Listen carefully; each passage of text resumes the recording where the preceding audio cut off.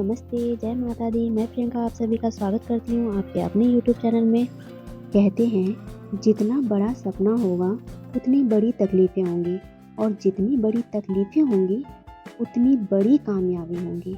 इसलिए फ्रेंड्स हमें अपनी तकलीफ़ों से, हमें अपनी समस्याओं से कभी घबराना नहीं चाहिए, उनका सामना करना चाहिए।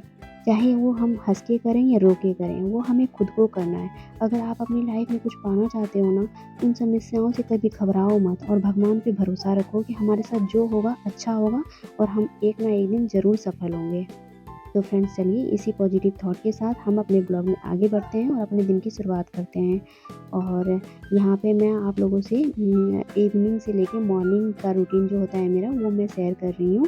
और इसी दौरान आज इवनिंग का टाइम था तो मम्मी जी ने सब्ज़ी लेके आई थी, तो वही सारी सब्जियां मैं ना फ्रिज में जमा रही हूँ अभी। और मैंने उस साइड में खाना भी चढ़ा दिया है और खाने में मैं बस दाल चावल और सब्ज़ी बनाऊँगी। और यहाँ पे जितनी भी हरी सब्जियां लेके आई थी मम्मी वो सब मैं थैले में से निकाल के सबको अलग-अलग रख रही हूँ। नहीं तो क्या उसको प्लास्टिक में ही रहने देती हूँ ना तो दूसरे दिन पता चलता है कि वो गल जाता है। तो मम्मी अभी क्या साग का टाइम है तो मम्मी कुछ ज़्यादा ही साग लेके आती हैं। मम्मी अपने लिए मेथी का साग लेके आई थी और हम लोगों के लिए मतलब चना और बथुआ ये सब जो होता है वो लेके आई थी। और परी के लिए मैंने ये ग्रीन वाली जो गोभी होती है उसको ब्रोकली बोलते हैं, सॉरी मैं भूल गई थी, उसको ब्रोकली बोलते हैं, तो वो मैं मंगाई थी परी के लिए।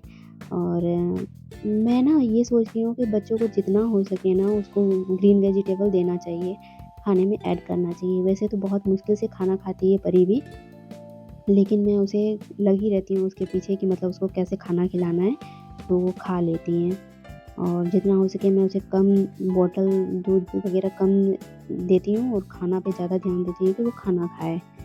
तो बस मेरा हो गया है, सब्ज़ी वगैरह मैंने रख दिए हैं और मेरे दाल भी तैयार हो गया है, बस चावल बन रहा है।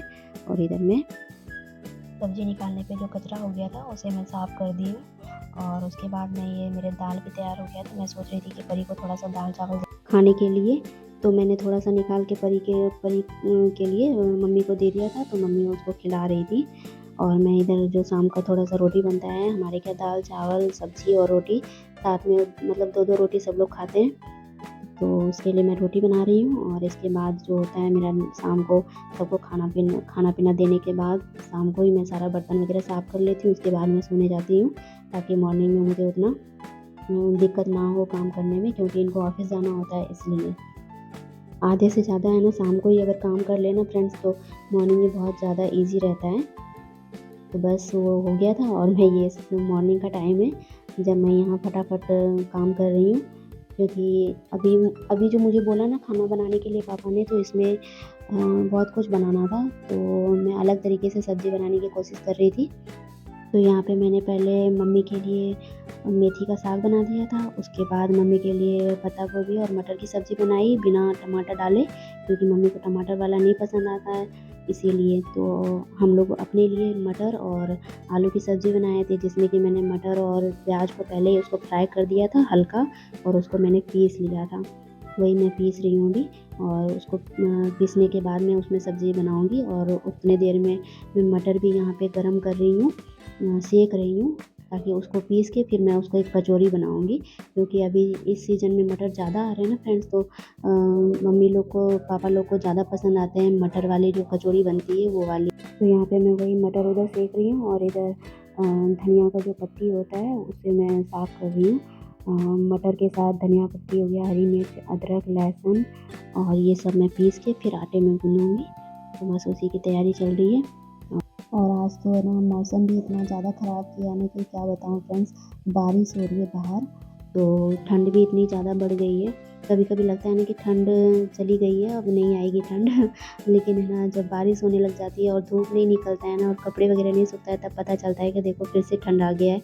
लगता है कि अब पता नहीं अब इस बार कितनी ज़्यादा ठंड रहेगी, कब तक ठंड रहेगी। और कपड़े वगैरह भी नहीं सूख पाते हैं, इसीलिए अभी स्वेटर पहन के काम करना पड़ता है। स्वेटर पहन के काम करने में बनता तो नहीं है, लेकिन करना पड़ता है, क्योंकि ऐसे बिना स्वेटर के काम करेंगे तो बीमार पड़ जाएंगे। क्योंकि अभी मैं बीमारी से खड़ी हुई हूँ और ठीक होके और फिर से अगर बीमार पड़ूँगी तो फिर घर का सारा काम उथल-पुथल हो जाएगा, क्या बताऊँ। तो इसीलिए मैं इन सब चीज़ों का बहुत ध्यान रखना पड़ रहा है। तो बारिश से और ये ठंड के और ये जो जाते-जाते वाला ठंड है ना फ्रेंड्स, इसमें तो ऐसा लगता है ना कि बीमार ही पड़ा देंगे। इसीलिए जितना हो सके ना हमें बच के रहना पड़ता है इसमें से। इसीलिए और यहाँ पे देखिए मेरी सब्ज़ी मैंने यहाँ पे छौंक लिया है। ये सब्ज़ी ना फ्रेंड्स उस दिन जो बर्थडे था ना, तो उस दिन थोड़ी-सी दीदी ने मुझे रेसिपी बताई थी कि इसको इस तरह से हम बना सकते हैं। मटर पनीर तो बनाया ही था ढाबा के स्टाइल से मम्मी दीदी ने बोला था बनाने के लिए, तो उसी तरह से बनाया था। और ये आलू मटर की सब्ज़ी भी अगर इस तरह से बनाएँगे ना तो बहुत ही टेस्टी लगता है और कचौरी के साथ खाओ तो बहुत ही ज़्यादा अच्छा लगता है। तो यहाँ पे बस मैंने तेल डाला था, तेल में जीरा के बाद मैंने वो जो पेस्ट तैयार किया था टमाटर और अदरक, लहसुन और प्याज का, उसी को डाला है। तो वहाँ ये मैंने इसको छौंक दिया है और उसी में सारा मसाला ऐड कर देती हूँ। तो यहाँ पे जितनी भी मेरी सब्जियाँ उधर बन रही है, उतनी देर में मैं यहाँ पे कचौड़ी के लिए आटे तैयार कर लेती हूँ।